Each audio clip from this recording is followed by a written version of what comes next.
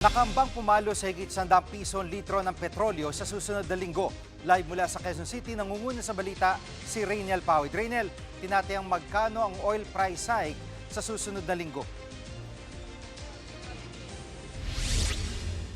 Jiggy, nagbabadya na naman ngang sumirit yung presyo ng produktong petrolyo sa susunod ng linggo ng 10 hanggang 20 pesos. Dahil pa rin yan doon nga sa tumitinding gyera doon sa may Middle East. Ayon sa ilang mga industry experts na ating nakausap, doon sa may diesel ay posibleng tumaas yan ng 10 hanggang 20 pesos at 30 centavos per liter, no, sa susunod nga na linggo. At yung doon naman sa may gasolina ay posibleng tumaas ng 10 hanggang 15 pesos kada litro.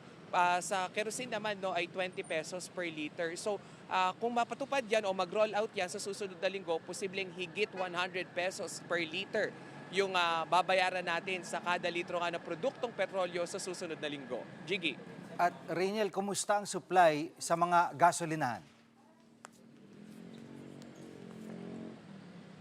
Jiggy, sa paglilibot natin dito sa may Metro Manila, kanina doon sa isang gasolinahan sa may Quezon City, nagkakaubusan na nga ng supply ng diesel. Kaya naman yung ilan doon sa ating mga kapatid, no, na motorista at yung ilan doon sa mga delivery rider, no, sila yung specifically na naapektuhan dito, ay tila nag-gasoline station hopping na at lumilipat na sa iba't ibang magasolinahan para tignan lang kung may available pa nga na supply. Pakinggan natin itong kanilang mga saloobin.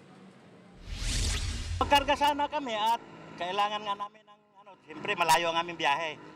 Ay ngayon, nagkaubusan nga dito, ay bahala na kung saan kami makakarga nito. Katulad do sa amin, sa may Lower Bikutan, nung nakarang gabi, papagas kami, wala na.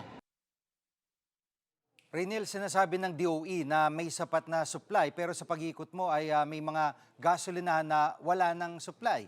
Hindi kaya iniipit yung supply para hintayin yung mas mataas na presyo next week? Tama, Jiggy, no? Una nang sinabi ng Department of Energy na may sapat pa nga na supply for the next 50 days or hanggang sa katapusan ng Abril. So sa ngayon, yung mga nakakausap din natin na mga motorista ay sinasabi nga nila na posible, no, baka iniipit lang sila at hinihintay na nga yung mas mataas na presyo nga na bigayan nito sa susunod na linggo. Pero muling paalala nga ng DOE na bawal yung hoarding at pagmamanipula ng presyo dahil posible, no, na yung mahuhuli na at mapapatunayan na gumagawa nito ay makulong nga at maparusahan. Jiggy. At Rainiel, yung DSWD mamamahagi na ng fuel subsidy simula Martes. Itong LTFRB ay anong plano nito? Jiggy, meron 5,000 pesos na fuel subsidy para sa mga tsuper at sa mga operator.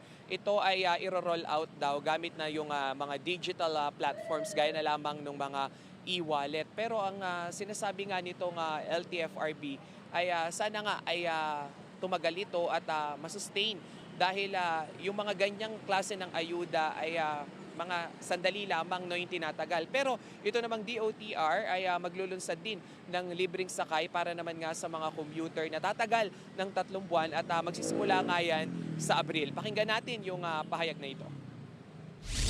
Ang makikinabang dito ay hindi lang po yung sinasabi nating tsuper at operator. Malaking makikinabang dito ay yung ating mga commuters. Ang budget po na nakalaan ngayon sa DOTR is 1 billion. So sa tansya naman po namin, siguro kakayanin niya abot siya ng mga 3 months.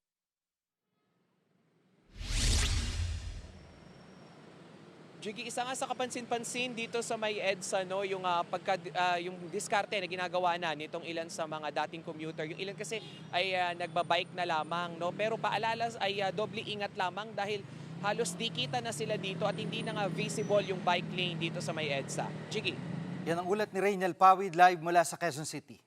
Mga kapatid, Jiggy Manikad po. Pagdating sa mahalagang balita sa loob at labas ng bansa, dapat una sa lahat, mag-follow at mag-subscribe na sa social media pages ng News 5.